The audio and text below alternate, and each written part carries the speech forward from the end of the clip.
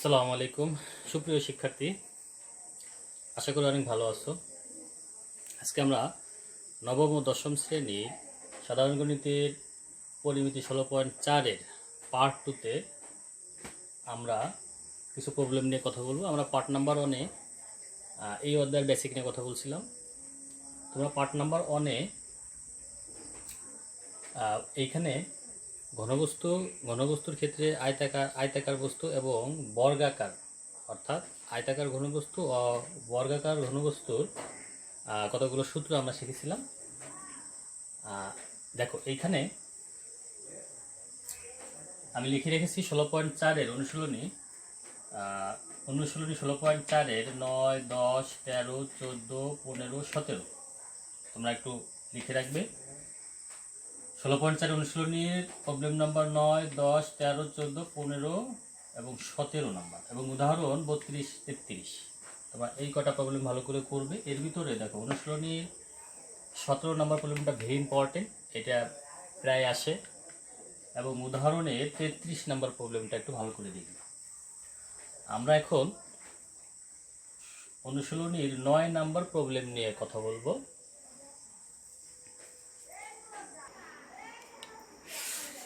আচ্ছা দেখো, 9 নাম্বার প্রবলেমে এখানে একটি আয়তাকার ঘনবস্তুর দৈর্ঘ্য, প্রস্থ, উচ্চতার অনুপাত দেওয়া আছে 21:16:12 এবং কর্ণের দৈর্ঘ্য 87 সেন্টিমিটার হলে ঘনবস্তুটি তলের ক্ষেত্রফল নির্ণয় করো।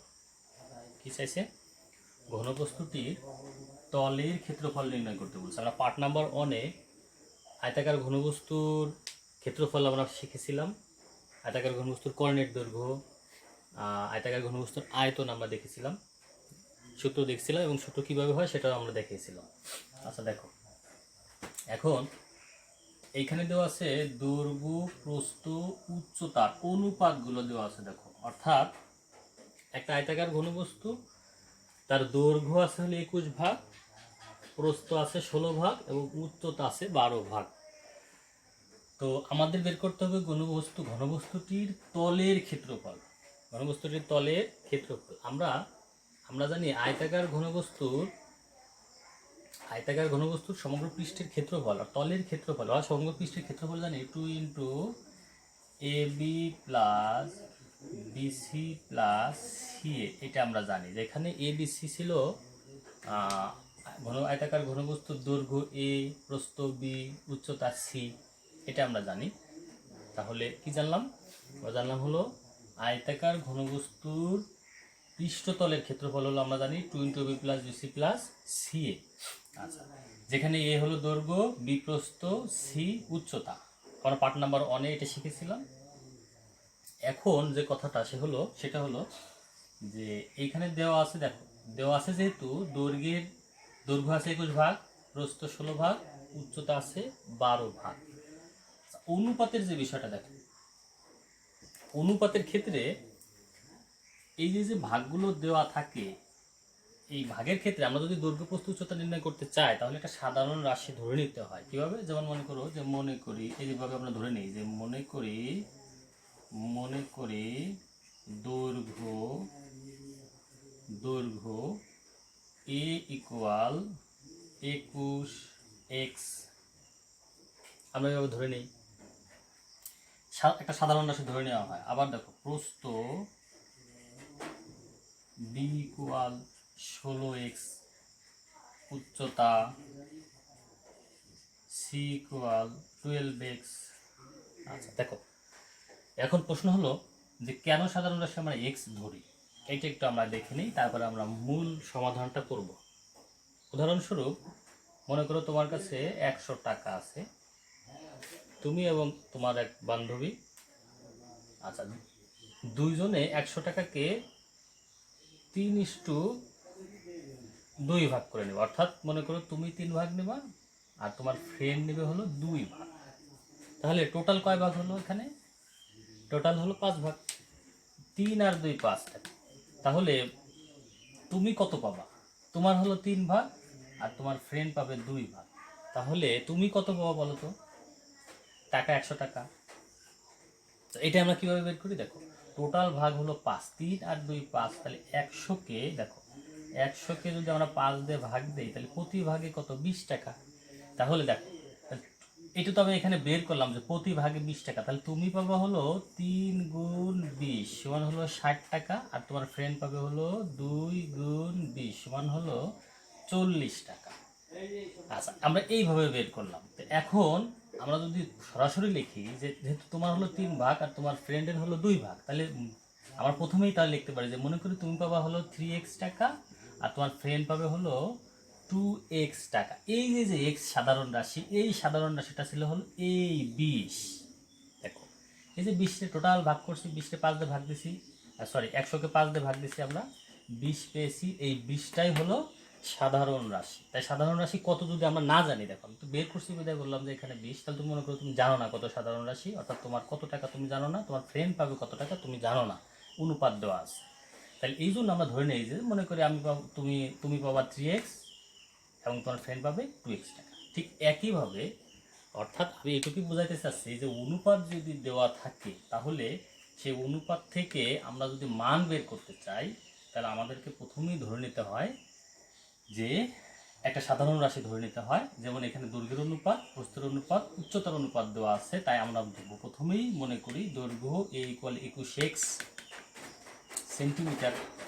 এটা তো দৈর্ঘ্যের ভাগ দেওয়া আছে, দৈর্ঘ্যের কত ভাগ, কিন্তু দৈর্ঘ্য কত তা তো আর জানি না, তাই আমরা একটা সাধারণ রাশি ধরে নিয়েছি যে মনে করি দৈর্ঘ্য হলো 21x, প্রস্থ 16x, উচ্চতা cx। এই x এর মানে আমরা পরে বের করে এখানে বসিয়ে দিলে আমরা দৈর্ঘ্য, প্রস্থ, উচ্চতা পেয়ে যাব। তাহলে এখন আমরা সমাধান করব। আশা করি মোটামুটি বুঝছো তোমরা। আচ্ছা দেখো,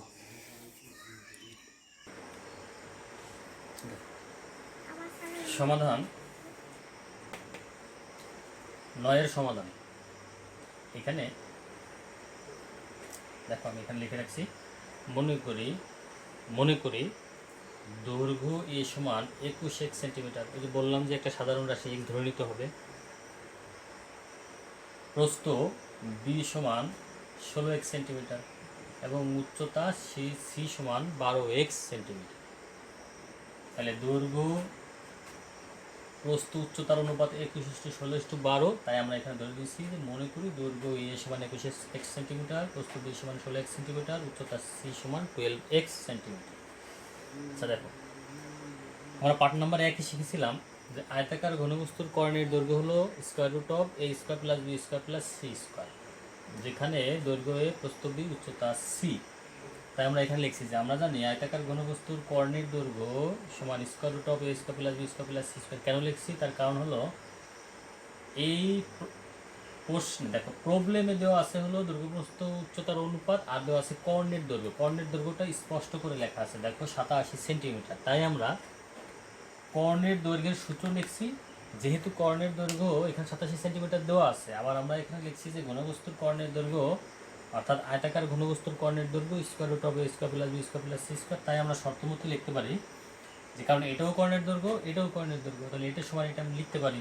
তাই আমরা এখানে লিখছি যে শর্তমতে √a² + b² + c² সমান 87। আমাদের মূল উদ্দেশ্য হলো এখান থেকে এক্স এর মানটা বের করা। এই যে সাধারণ রাশি আমরা এক্স ধরে নিছি, এই এক্স এর মান যদি আমরা বের করে এখানে বসাইতে পারি তাহলে আমরা দৈর্ঘ্য, প্রস্থ, উচ্চতার মান পেয়ে যাব। আচ্ছা, তারপরে আমরা ঘনবস্তুর তলের ক্ষেত্রফল নির্ণয় করব, কারণ তলের ক্ষেত্রফল নির্ণয় করতে হলে আমাদের দৈর্ঘ্য, প্রস্থ, উচ্চতার মান জানা দরকার। আচ্ছা দেখো, a² + b² + c², পরবর্তীতে a এর মান দেওয়া আছে 21x, আমরা a এর জায়গায় 21x বসাইছি, b এর জায়গায় 16x, c এর জায়গায় 12x বসাইছি। দেখো তাহলে এই a² যেহেতু a b c এর উপর বর্গ দেওয়া আছে তাই আমরা এদের উপর বর্গ দিচ্ছি। আমরা এটাকে যদি বর্গ করি 21 21 441, x এর উপর বর্গ আছে, 21 এর উপর বর্গ আছে, তাই আমরা এখানে 441x² লিখছি, প্লাস 16 বর্গ করলে 256 হয়, আর এখানে x এর বর্গ x² 256x² প্লাস 12 12 144, আর এই x এর বর্গ x²। তাহলে আমরা এখানে পেলাম যে √441x² plus 256x² plus 144x² equal 87। এরপর দেখো শেষের লাইনটা যোগ করলে আমরা এখানে পাই 841x², তাহলে বা √841x² ইকুয়াল হলো 87। এখন এর পরবর্তী লাইনটা 841-এর যদি আমরা বর্গমূল করি, দেখো 841-এর বর্গমূল করলে এখানে কত আসে? 841-এর বর্গমূল যদি করি তাহলে আসে হলো 29। দেখো তাহলে 841 এক্স স্কোয়ারের বর্গমূল করলে এখানে আসবে হলো 29, আর যেহেতু এক্সের উপর বর্গ আছে তাহলে বর্গমূল কেটে এখানে আসবে হলো এক্স। তাহলে 29x ইকুয়াল 87। পরবর্তী লাইনে আমরা এক্স রেখে 87 ডিভাইড বাই 29 দেখো। তাহলে 87-কে যদি আমরা 29 দিয়ে ভাগ দিই, 87 ভাগ 29 3 পাবো না, 3 বা x সমান 3। তাহলে এই যে এক্সের মান দেখো, এই যে এক্সের মান 3 পেয়েছি, আমরা যদি এটা এখানে বসিয়ে দেই এক্সের জায়গায় 21 গুণ 3, 16 গুণ 3, 12 গুণ 3, তাহলে আমরা দৈর্ঘ্য প্রস্থ উচ্চতা পেয়ে যাব। তাহলে এখন আমাদের কাজ হলো যে এক্সের মানটা এখানে বসিয়ে দাও। তাহলে এক্সের মান পেলাম 3। তাহলে এখন দেখো এখানে আমরা যদি সুতরাং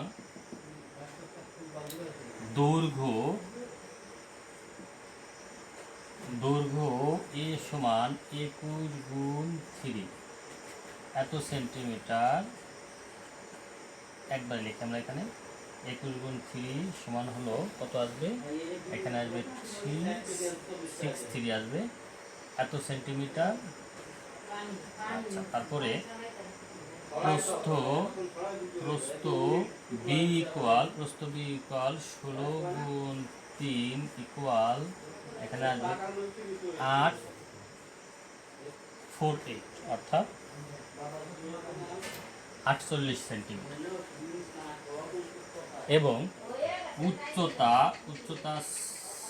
সি ইকুয়াল 12 গুণ 3 ইকুয়াল 36 সেন্টিমিটার। তাহলে আমরা এখানে দৈর্ঘ্য প্রস্থ উচ্চতা পেয়ে গেলাম।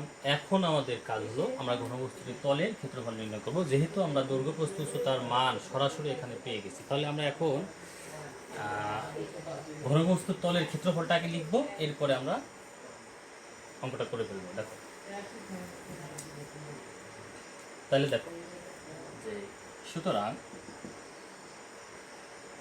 আয়তাকার ঘনবস্তুর তলের ক্ষেত্রফল, সুতরাং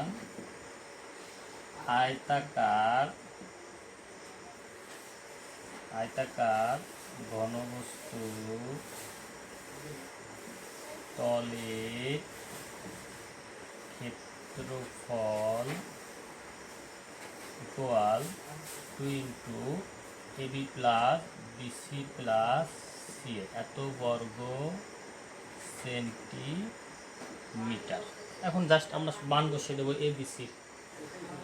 দেখো এখানে এর মান দেওয়া আছে কত? 63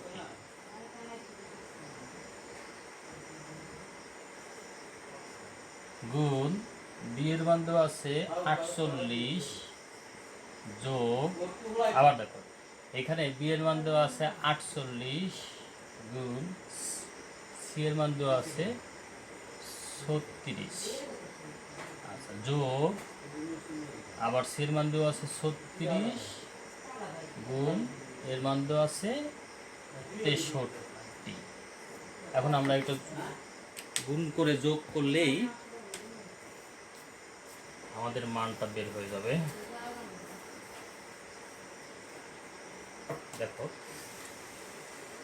পরবর্তী লাইনে আমরা যদি এই দুটোকে গুণ দিই তাহলে কত আসে? 63 গুণ 48 আসে হলো 3024। আচ্ছা যোগ 48 গুণ 36 এখানে আসলে 1728 যোগ 36 গুণ 33 গুণ 63 এখানে আসবে হলো 2268 এত বর্গ সেন্টিমিটার। এখানে পরবর্তী লাইনে আমরা যদি তিনটা যোগ করি, দেখো 3024 যোগ 1728 যোগ 2268 টোটালটা যোগ করলে আসলো 7020 এত বর্গ সেন্টিমিটার। পরবর্তী লাইনে আমরা দুই দিয়ে গুণ দেই, দুগুণ দিলে আসলে 140 বর্গ সেন্টিমিটার। তাহলে আমাদের ঘনবস্তুটির তলের ক্ষেত্রফল পেলাম 14040 বর্গ সেন্টিমিটার। ওকে, আমরা এখন 13 নম্বর প্রবলেমটা সমাধান করব। 13 নম্বর প্রবলেম সমাধান করব। দেখো এখানে প্রবলেমটা কি দেওয়া আছে, একটি ঘনকাকৃতির বস্তুর পৃষ্ঠতলের ক্ষেত্রফল 2400 বর্গ সেন্টিমিটার হলে এর কর্ণের দৈর্ঘ্য কত? একটি ঘনকাকৃতির বস্তুর পৃষ্ঠতলের ক্ষেত্রফল 2400 বর্গ সেন্টিমিটার হলে এর কর্ণের দৈর্ঘ্য কত? সমাধান। মনে করি ঘনকের ধার সমান a একক। ঘনকের ধার যদি a একক হয়, ঘনকের পৃষ্ঠতলের ক্ষেত্রফল হবে 6a² বর্গ একক। একটা ঘনকের সমগ্র পৃষ্ঠের ক্ষেত্রফল দেওয়া আছে এখানে। তো আমরা পার্ট 1 এ ঘনকের পৃষ্ঠতলের ক্ষেত্রফল 6a² বর্গ একক জেনেছি, তাই আমরা এখানে লিখছি যে ঘনকের ধার যদি a হয় তাহলে ঘনকের পৃষ্ঠতলের ক্ষেত্রফল হবে 6a² বর্গ একক, এবং কর্ণের দৈর্ঘ্য √3a একক। এটাও আমরা জানি, এটাও আমরা দেখছি পার্ট 1 এ। কর্ণের দৈর্ঘ্য √3 × a একক। তাহলে পৃষ্ঠতলের ক্ষেত্রফল এবং কর্ণ কেন লিখলাম, তার কারণ হলো পৃষ্ঠতলের ক্ষেত্রফল দেওয়া আছে, দেখো 2400 বর্গ সেন্টিমিটার। বের করতে বলছে কর্ণের দৈর্ঘ্য, তাই আমরা এখানে লিখছি কর্ণের দৈর্ঘ্য √3a একক। এখন দেখো পৃষ্ঠতলের ক্ষেত্রফল 6a² বর্গ একক, আবার পৃষ্ঠতলের ক্ষেত্রফল এখানে দেওয়া আছে 2400 বর্গ সেন্টিমিটার, প্রশ্নে দেওয়া আছে। আমরা ধরছি ঘনকের ধার যদি একক হয়, ঘনকের পৃষ্ঠতলের ক্ষেত্রফল হবে 6a² বর্গ একক। তাই আমরা শর্ত, দেখো এটাও ঘনকের পৃষ্ঠতলের ক্ষেত্রফল, এইটাও ঘনকের পৃষ্ঠতলের ক্ষেত্রফল, তাহলে আমরা এইটা সমান এটি লিখতে পারি। তাহলে শর্ত মতে 6a² সমান 2400, a² রেখে 6কে আমরা এই পাশে নিয়ে আসছি, 2400কে যদি আমরা 6 দিয়ে ভাগ দেই তাহলে এখানে আসে 400। তাহলে a² সমান যদি 400 হয়, তাহলে এই বর্গ যদি আমরা ওই পাশে দিই তাহলে বর্গ ওই পাশে গেলে বর্গমূল হয়। তাই আমরা পরবর্তী লাইনে দেখো 400 এর বর্গমূল হয় হলো 20, তাই আমরা লিখছি a সমান 20 সেন্টিমিটার। তাহলে দেখো এখন আমাদের এইখানে যেহেতু a এর মান বের হয়ে গেছে, আমাদের বের করতে হবে হলো কর্ণের দৈর্ঘ্য। তাহলে কর্ণের দৈর্ঘ্য আমরা জানি √3a একক, তাহলে a এর মান 20, তাহলে আমরা যদি এখানে a বসিয়ে দিই তাহলে তো আমরা কর্ণের দৈর্ঘ্যটা পেয়ে যাই। এখন আমাদের কাজ হলো যে এখন সুতরাং দেখো, সুতরাং কর্ণের দৈর্ঘ্য ইকুয়াল √3a একক। এইখানে আসলে এককটা না লিখে আমরা এখানে সেন্টিমিটার লিখে দেব। দেখো যেহেতু আমাদের প্রশ্নে সেন্টিমিটার দেওয়া আছে, তা আমরা এখানে লিখবো 6 বর্গ সেন্টিমিটার। এই যে ঘনকের ধার যদি a সেন্টিমিটার হয় তাহলে এটা হবে এত বর্গ সেন্টিমিটার, আর এটা হবে হলো শুধু সেন্টিমিটার। আচ্ছা দেখো, তাহলে কর্ণের দৈর্ঘ্য √3a, এখানে হবে সেন্টিমিটার, তাহলে এখানে √3, আর আমরা এর মান পেয়ে গেছি 20, তাহলে এত সেন্টিমিটার। আমরা √3কে 20 দিয়ে যদি গুণ দিই তাহলে এখানে কত হয় দেখো, 20 গুণ √3, এখানে হয়ে যাবে হলো 34.6410, 34.641 সেন্টিমিটার। তাহলে আমরা কর্ণের দৈর্ঘ্য পেয়ে গেলাম, ঘনকের কর্ণের দৈর্ঘ্য পেলাম 34.641 সেন্টিমিটার। ওকে, তো ঠিক আছে, তোমরা এখানে দুটি প্রবলেম আমরা সমাধান করলাম, প্রবলেম নম্বর 9 এবং 13। তো পরবর্তী পার্টে আমরা আরও প্রবলেম নিয়ে কথা বলবো। ভালো থাকো, সুস্থ থাকো, আল্লাহ হাফেজ।